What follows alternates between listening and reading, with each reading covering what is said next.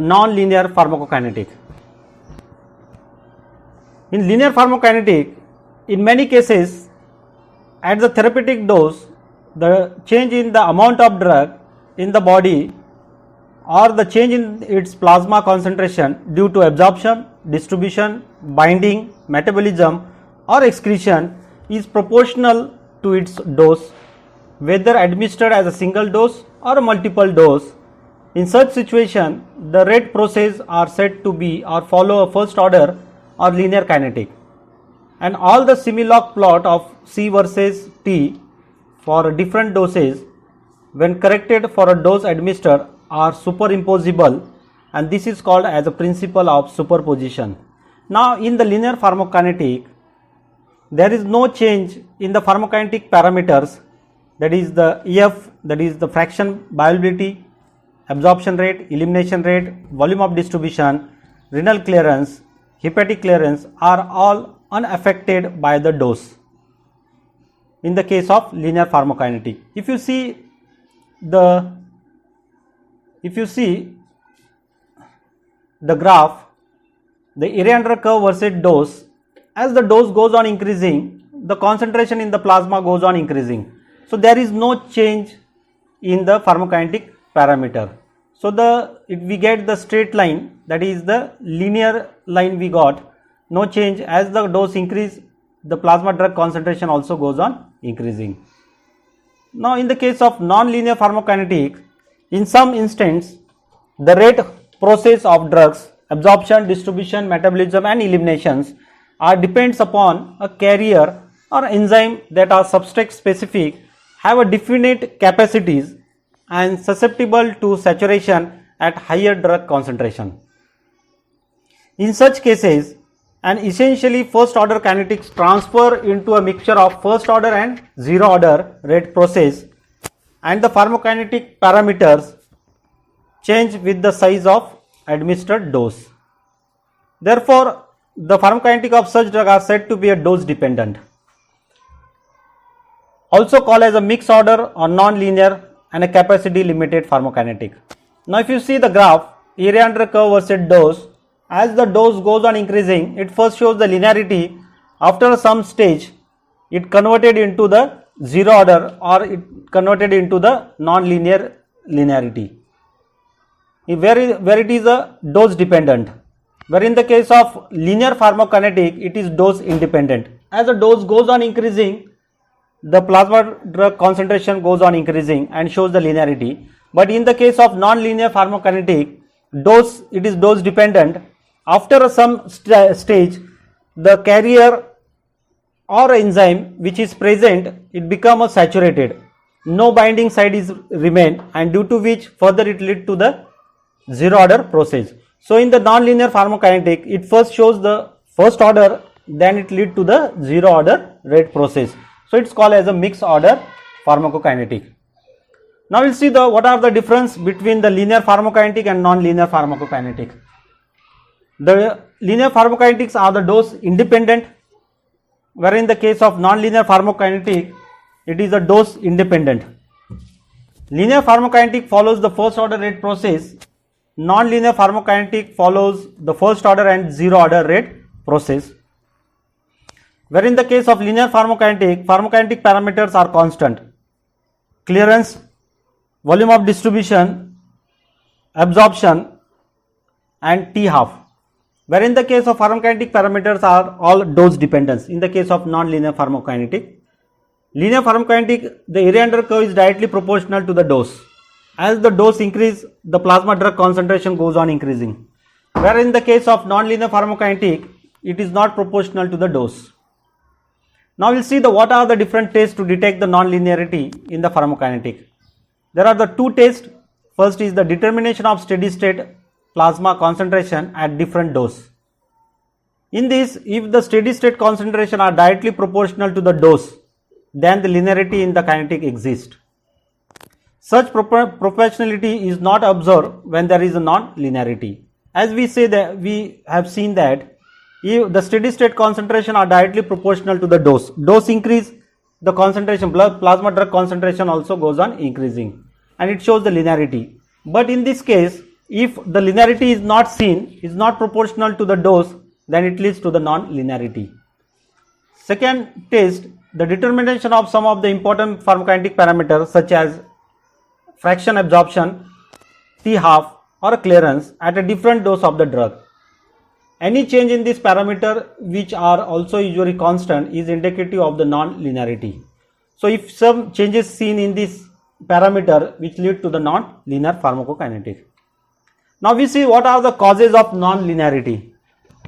The non-linearities can occur in drug absorption, drug distribution, drug metabolism and drug excretion. Now we will see first is the drug absorption.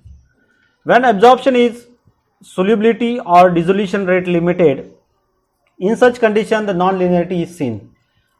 In this case, the drug which shows the very less solubility, in such condition the rate limiting step will be the dissolution. The less soluble the drug will be in the less soluble, or the drug will be dissolved very slowly in the solution, and that may lead to the non-linearity. We will take an example of Grisophilium. Is a poorly water soluble drug which having a 10 mg per liter solubility, where the absorption decrease as the dose increase. At the higher dose, the saturated solution of drug is formed in the GIT or at any other extravascular site, and the rate of absorption at a constant value. So here we see the non-linearity in the case of solubility and dissolution, where the solubility is less, ultimately the dissolution rate limited step will be occur, and it may lead to the non-linearity. When the absorption involves in the carrier mediated transport system, for example the absorption of riboflavin, ascorbic acid, cyanocobalamin, the saturation of transport system at the higher dose of these vitamins result in the non-linearity.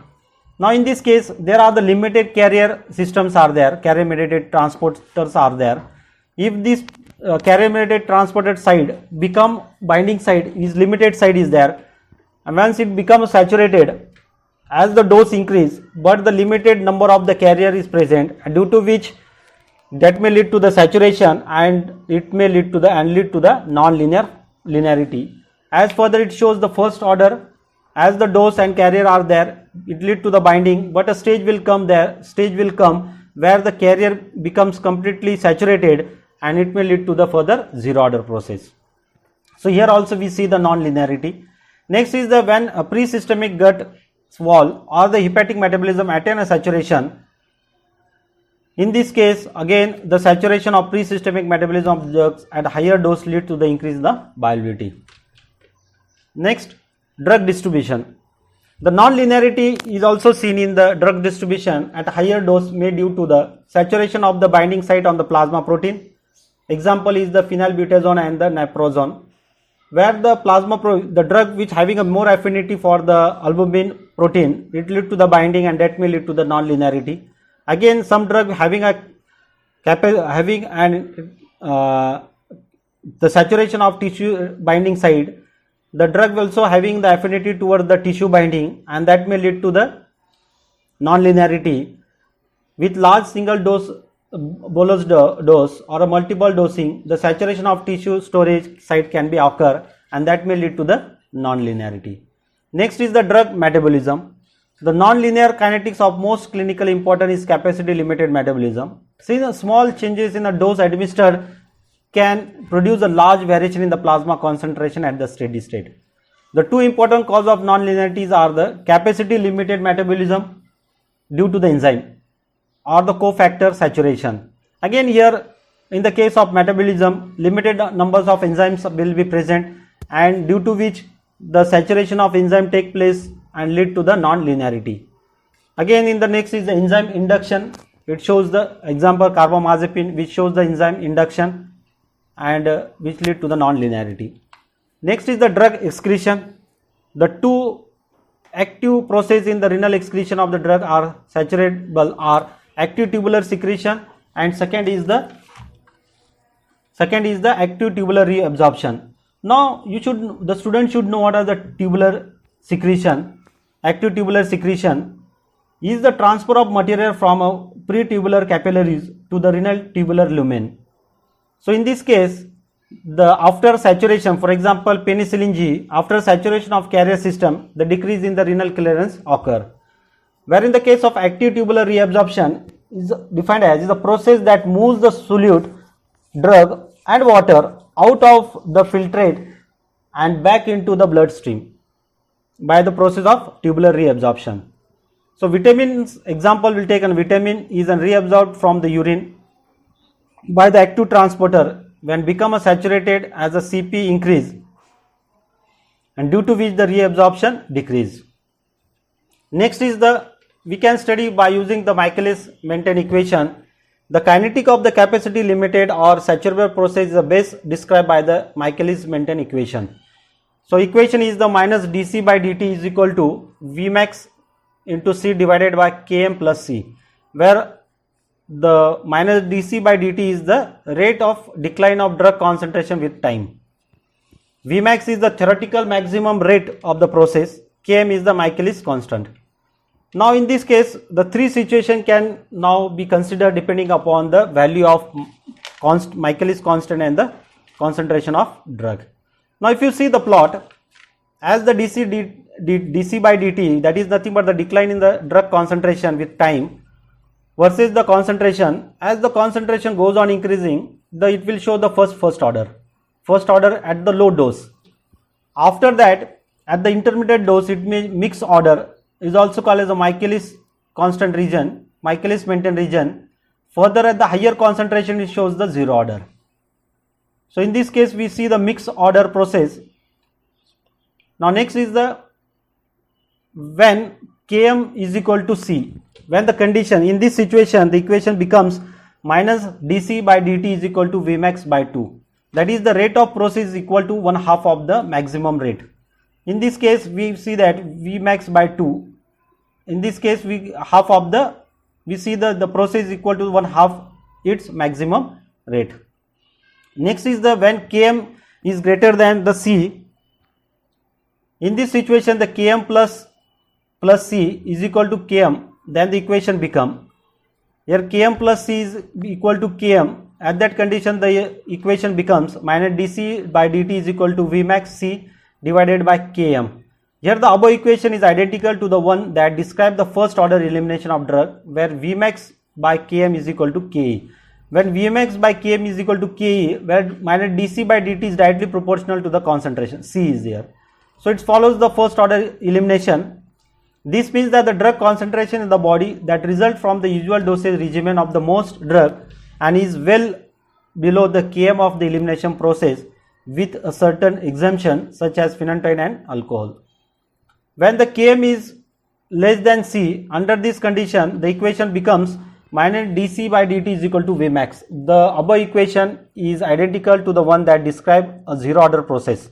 Means it is independent of the C, zero order process, and that is the rate process occur at the constant rate Vmax and is independent of drug concentration. So he is an independent directly, it is where in the case of first situation, it is directly proportional to the concentration, where in this case it is independent of the concentration, so it follows the zero order. Now next we can estimate the Km and Vmax. So in this case, the parameter of the capacity limited process like metabolism, renal tubular secretion and biliary excretion can be easily defined by assuming the one compartment kinetic for the drug, and the elimination involves only the single capacity limited. So here the equation, that is by the equation we can integrate this equation further by removing the similog versus C. We can plot this diagram by doing the logarithm of this equation. So log C versus T, we get this graph. By terminal linear portion, we can find out the Vmax by 2.303 km, and back extrapolated we can find the log C value. From this Km and Vmax from the steady state concentration we can calculate.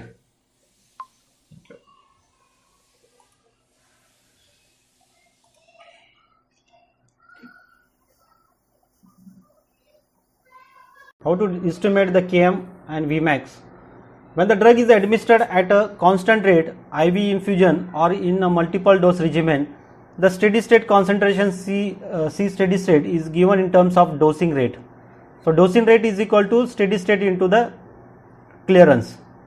So where the dosing rate is equal to R0 when the drug is administered as a zero order IV infusion, and it is equal to the Fx0 when the administered as a multiple oral dose regimen.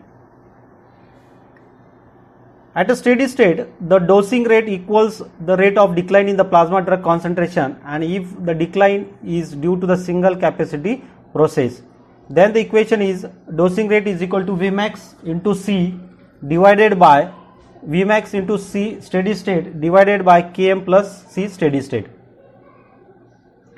When we plot a graph, plot C steady state versus dosing rate, the typical hockey stick shape curve we observe in such case.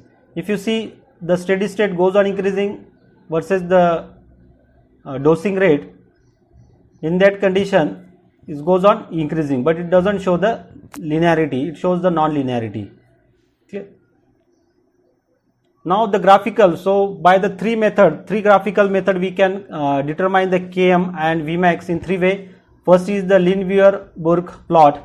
In this case, we can reciprocating the equation, this dosing rate equation. So the equation becomes 1 by dr is equal to Km divided by Vmax steady state plus 1 by Vmax.